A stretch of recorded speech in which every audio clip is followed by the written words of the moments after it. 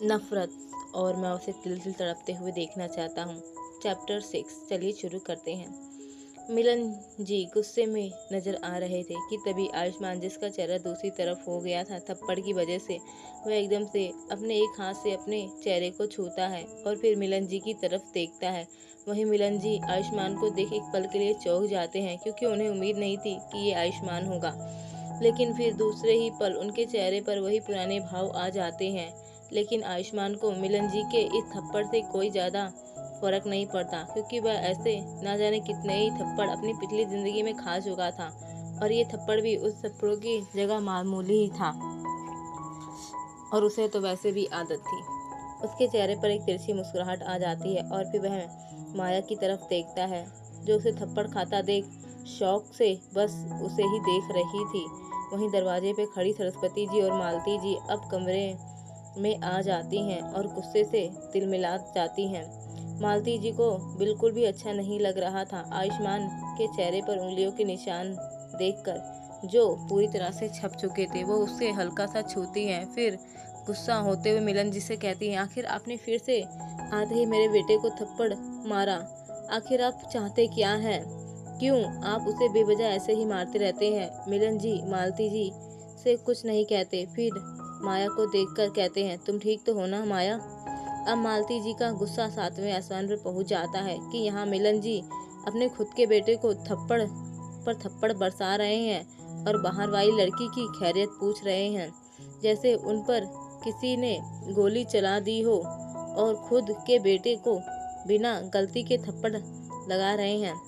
कि तभी इतने में सरस्वती जी अब गर्म माहौल देखकर मालती जी की साइड लेते हुए कहती हैं, आखिर उसे क्या होगा भैया, वो तो बिल्कुल ठीक ठाक है, आप खुद ही देख लीजिए, खा खा कर यहाँ पड़ी रहती है, जीना हराम करके रखा है। वो हल्का सा बुदबुदाई कि अब तो मालती जी भी माया की तरफ देखकर नफरत से उसे पर बरसते हुए बोली, यह सब कुछ बस तुम्हारी वजह से हुआ है। ना जाने कौन सा जादू कर रखा है तुमने कि मिलन जी को तुम्हारे सिवा कोई नजर ही नहीं आता। तुम्हारे लिए हमेशा ही वह मेरे बेटे को मारते हैं, उसे पर हाथ उठाते हैं। आखिर हमारी जिंदगी से तुम चली क्यों नहीं जाती? जब से आई हो तब से जीना हराम करके रखा है, मनहूसों की तरह मेरे बेटे की जिंदगी में घरन बनकर बैठी हो। इतना ही बोलना था कि मिलन जी को अब गुस्सा आ जाता है। वहीं आयुष्मान को भी अपनी माँ की कही बातें सुनकर गुस्सा आ रहा था। वो एक नज़र माया को देखता है, जिसकी नज़रें झुकी हुई थी और चेहरा पर खामोशी छाई हुई थी, और वह कितना ज़्यादा बुरा फील कर रही थी वो तो वो खुद ही जानती थी। लेकिन वह अपनी नज़रें झुकाए हुए मालती जी की कही बातों को बस सुन रही थी, और उसकी आंखों में हल्के आंसू भी आने लगे थे, जो अब आयुष्मान के दिल में किसी खंजर की तरह काम कर रहे थे। आयुष्मान मन ही मन कहता है, इसका मतलब मोम हमेशा ही माया को इस तरह ही जलील करती थी, और यह सब सिर्फ मेरी वजह से।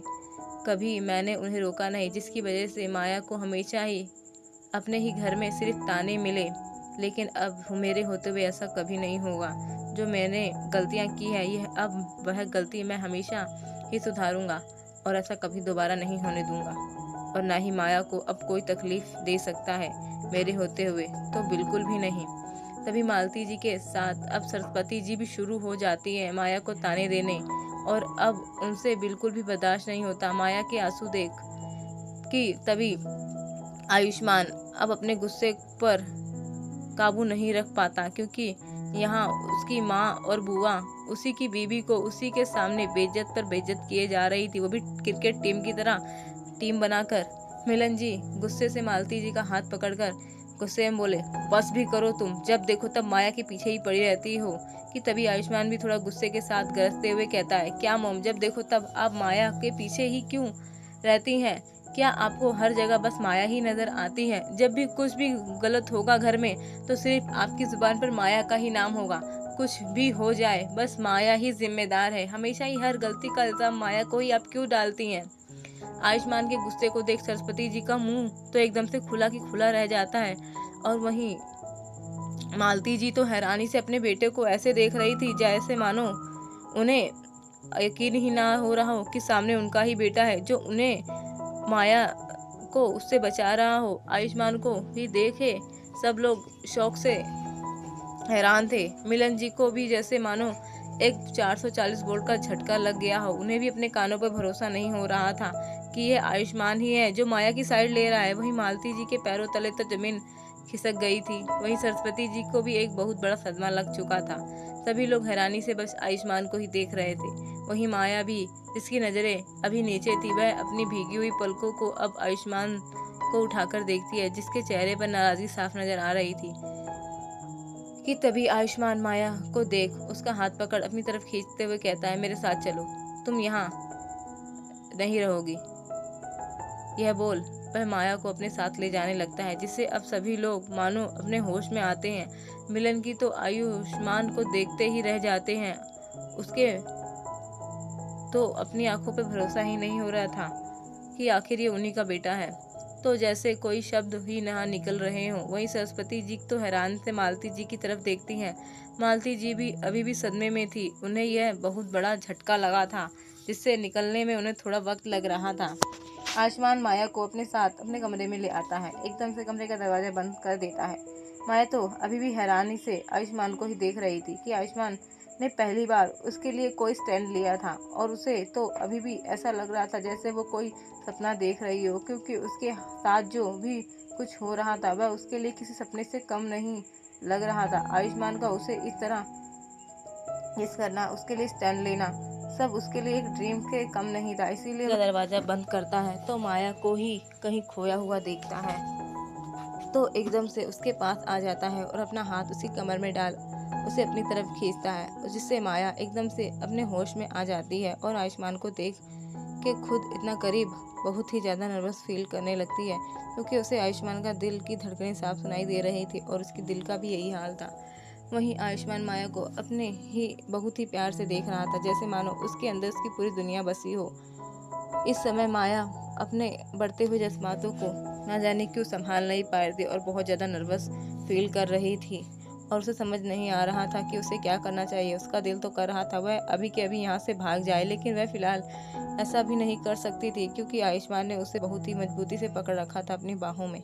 इससे तो वो माया सही से सांस भी नहीं ले पा रही थी। वहीं दूसरी तरफ शाइन होटल के 4th फ्लोर के एक रूम में एक लड़की, जिसकी उम्र यही कोई 20 के आसपास की होगी, उसने एक बहुत ही पतली सी रेड कलर की नाइटी पहनी हुई थी, जिसमें उसका परफेक्ट फिगर उभर कर दिख रहा था। वो लड़की देखने में बहुत ही सुंदर थी, लेकिन उसके चेहरे पर एक अजीब सा घमंड साफ था नजर आ रहा। वो सोफे पर एक लड़के की गोद में बैठी हुई थी। उसके हाथ में अभी भी वाइन का एक गिलास था, जो वाइन को घुमाते हुए गिलास से एक सिप लेता है। उस लड़के की उम्र यही कोई 24 के आसपास की होगी। वो देखने में काफ़ी ज़्यादा हैंडसम था। उसकी गहरी गहरी आंखें, काली गहरी आंखें देखने में बिल्कुल किसी अंधेरे की तरह चमक रही थी, और उसके चेहरे पर कोई भी इमोशन नहीं थे। कि तभी वो लड़की उस लड़के के ऊपर लेटते हुए कहती है, अमन, तुम्हें मेरी कितनी भी कोई फिक्र नहीं है। तो अमन, जो अभी वाइन पी रहा था, वो एकदम से वाइन का गिलास सामने टेबल पर रख अमायरा की कमर में हाथ डालते हुए कहता है, यह भी कोई पूछने की बात है?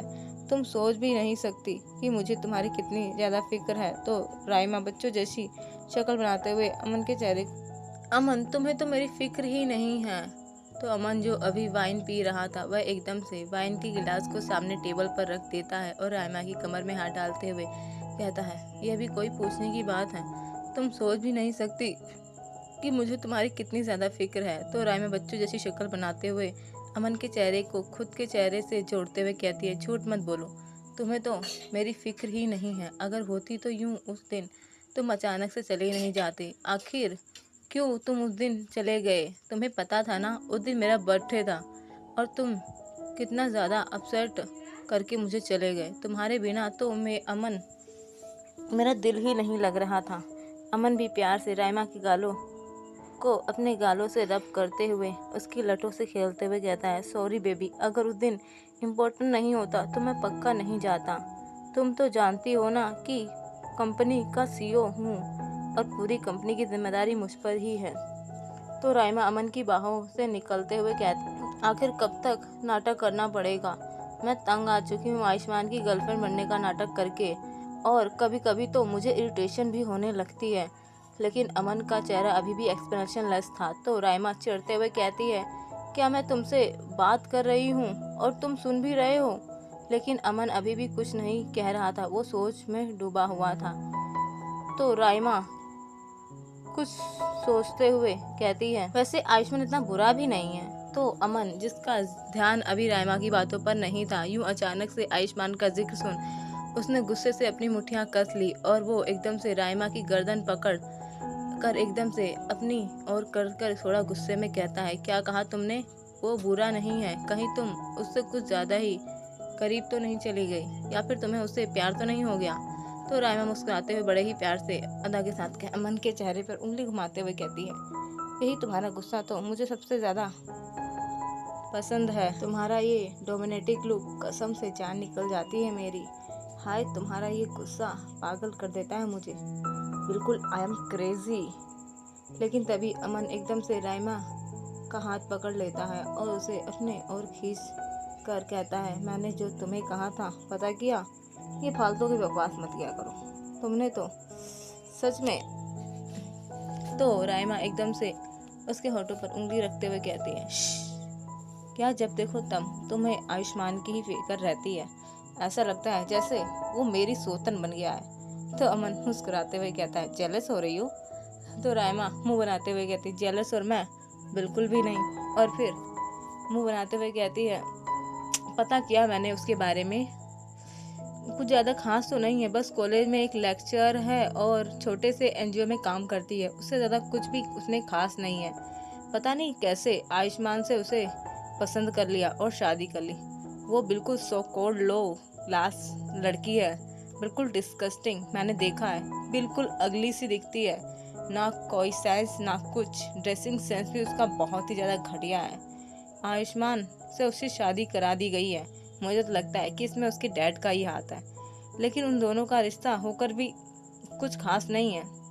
यह सुनकर अमन के चेहरे पर तिरछी मुस्कुराहट आ जाती है, लेकिन तभी राइमा अजीब सा मुंह बनाते हुए थोड़ा इरिटेट के साथ कहती है, आखिर और कब तक मुझे डिस्कस्टिंग आयुष्मान को टॉलरेट करना होगा?